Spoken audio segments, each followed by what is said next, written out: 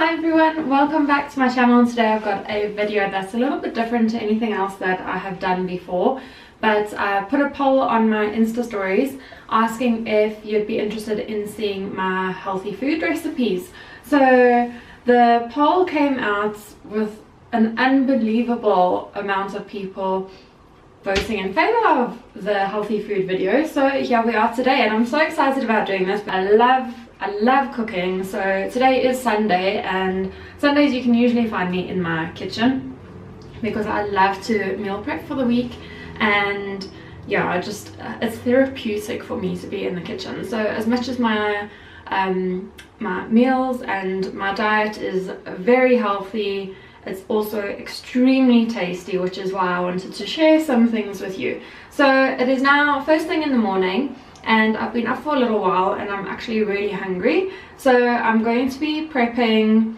a smoothie for the time being, and I'm also going to be making a homemade granola, which I'm going to be sharing with you as well. But just to get things started so that I have something in my system, I'm going to make the smoothie. To start off with, I have my trusty blender here. So I have a packet of summer berries here, frozen summer berries from Woolies, and I'm just going to put in, what is this? This is about half a cup. It is half a cup, not about. And I'm going to pour some frozen berries into my blender.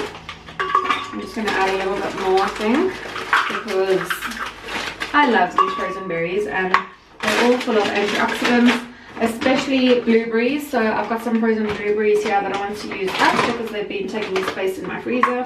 So I'm going to put about half a cup, just under half a cup of berries in there as well.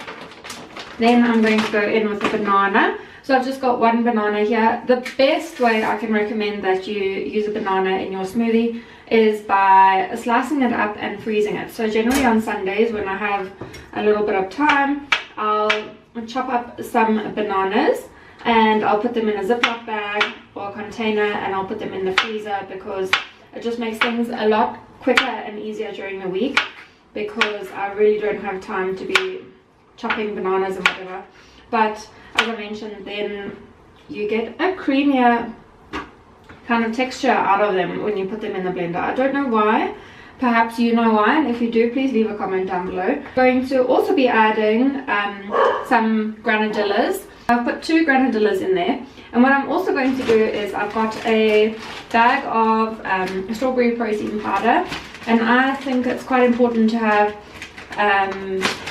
some protein in the morning because it fills you up, and you can actually concentrate a little bit better when you have a little bit of protein for breakfast. So whether it's an egg, whether you add a scoop of protein to your oats in the morning, something along those lines, just add a little bit of protein. It's very good for you. You don't necessarily need to only eat protein for lunch and for dinner. So just a little thing I like to do there. It's also very good if you are into fitness and you want to rebuild your muscle as you go along. Then I'm sure that you're aware that you need a little bit more protein in your diet. So I'm going to be adding some cold water, and that's more than enough actually. That is probably enough for 2 smoothies. I'm going to put on the lid here and I'm going to give it a whiz, and then I will show you the final product. Cheers! Alright, so while I'm sipping on my smoothie, I'm going to get started on the granola. So I've got a box of jungle oats here. I'm going to just fill a baking tray, and making granola is very hands-on, so you need to be using your hands to make sure that they are clean. Then I'm going to go in with some almonds. I've just used my pestle and mortar and broken them up a little bit so they're not whole, and I just like this because it makes them, it's not fine, but it gives it a little bit of a crunch, which is always good. And then we're going to move on to a couple other seeds. You can use pumpkin seeds, which I don't have here, but they are great for you. I've got some chia seeds I'm going to be throwing in, and these chia seeds, I love chia seeds. I love chia puddings. I love adding them to my smoothies. I love them for all sorts of reasons. They have so many beneficial properties. It's a superfood. So if you haven't played around with chia seeds, you definitely should. So I've thrown in a bunch there. And in addition to that, I'm going to use some sunflower seeds. Sunflower seeds are also fantastic for you. So I'll add in a bunch of these. So I'm not measuring anything, I'm just going by what it looks like. So there's no exact science to this, it's quite easy to make. Then I'm going to add a few sesame seeds as well. I really love sesame seeds. I add them to all sorts of things. I even add them to roasted carrots, and they actually make the roasted carrots quite amazing. So I've thrown quite a bit in there. And now I'm going to add in some cinnamon. This is what's going to make your whole house smell amazing while you're making your homemade granola. Yes, I should mention that I've preheated the oven. You can preheat it to about 180 or 200, and that should do the trick. And in addition to the cinnamon, I'm going to add some honey. So I've just got a pure honey here, nothing too special, and you just add in a bunch here. What's so good about making homemade granola is that you control how much sugar you add to it, whereas if you buy it in a store, you actually have no control over it, and there's a ton of sugar in there. So it's better to make it at home, it really is. So then I'm just going to add a little bit of coarse salt, not much, just a little, just like that. And then I need some coconut oil. So I'll grab a spoon and add that in. So I'm just going to add it in solid, and then I'll break it up now when I mix it all in. So you can add as much of that as you want. This is what's going to make it all golden brown and beautiful. Okay, now we've got to get hands on. So this is what it's looking like, and now we've just got to break it up and rub the coconut oil into the mixture and make sure that everything's coated beautifully and that it's all mixed together, because you really want it to be well mixed. Right, so now I have left this to cool. It's looking absolutely lovely, so golden brown. Now I'm ready to add some additional ingredients. I've got some coconut flakes that I'm going to sprinkle on top. I have some goji berries that I'm going to use as well, and these are such fantastic superfoods. Some cranberries that I'm going to throw in as well, so to have a really fruity granola, which is going to be wonderful for the week. And just go in with a spoon and mix it all together. The next meal that I'm going to prep with you is a zucchini pasta. Now this is one of my absolute favorite things to prep for the week. I really love this. It's such a tasty dish. It's carb free, so it's not actual pasta, it's actual zucchini.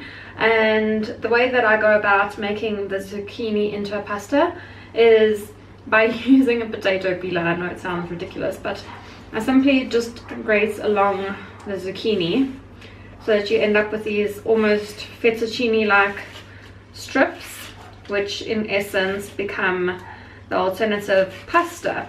So I'm just going to grate in a bunch of zucchinis into this quite wide brim pan, and then I'm going to cook them in a little bit of olive oil.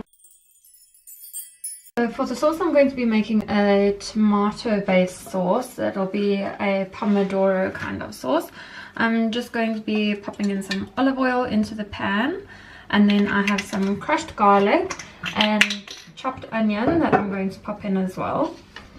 So I can slide that right in all together, and I'm just going to cook that until the onions become translucent. Now that that's cooking really nicely, I've got a tin of tomato that I'm just going to pour straight in and mix that all together. In addition to that, I'm going to be putting in some chopped eggplants or brinjal, whichever way you call it, aubergine sometimes. So that is going to be my vegetable of choice for this sauce. Next I'm going to pop in, while that's bubbling away, I'm going to add in some vegetable stock. Just added in 500 mils of that. I'm going to add in a couple spices. Well, I'm going to put in a little bit of chili. This is really good for your digestive system. I'm going to add some oregano. That's really good in a tomato base. And I'm going to put in a little bit of pepper. Freshly ground pepper is just so flavorful. I really enjoy it. So I'm putting in a generous portion there just because I love it. And in addition to that, I'm going to put a teaspoon of brown sugar, just because this kind of helps with the acidity of the tomatoes. Okay, so I'm ready to dish. I'm going to grab some of the zucchini pasta, and it looks so good. I'm just going to pile that up on my plate over here. I'm quite hungry, so I think I'm going to add a third little bit on that. That looks perfect. And then I'm going to go in with my sauce over here. That looks absolutely delicious. And I'm going to try and not mess that and plop it up on top over here. It smells delicious, so I'm very excited to eat that. And then to finish off, I'm going to add some chopped parsley to give it some extra flavor. And parsley is so good for you as it is. And then finally I'm going to crumb some feta on top. So another variation that you could do with this is add a little bit of ricotta cheese and put it into the oven, almost like a baked lasagna. And doesn't that look absolutely delicious? I cannot wait to climb in. So for the very last meal of today, I'm going to be doing some stuffed chicken breast. And I have seasoned my chicken breast with this Louisiana Cajun chicken spice, and that is from Robinson's if you're interested. I also have over here, I'm not sure if you're able to see, but I've got tomatoes sliced, I've got ricotta cheese, and I've got some parsley from earlier today when I sprinkled that on my zucchini pasta. So I'm going to now stuff my chicken breast, because I have cut a little line through each one, so there's an opening, and I'm going to stick some tomato in there. You can stuff it with whatever you like, really. This is just the way I like to do it. And then I'm going to stick some ricotta cheese in there. There we are. And then I'm going to stick some parsley in here. As I mentioned before, there's nothing quite like some fresh parsley. It doesn't have to be that horrible garnish that you just toss aside whenever a meal arrives. I'm going to be taking a little trick of the trade here. I've got some dental floss, and I'm going to use my dental floss to tie these chicken breasts together.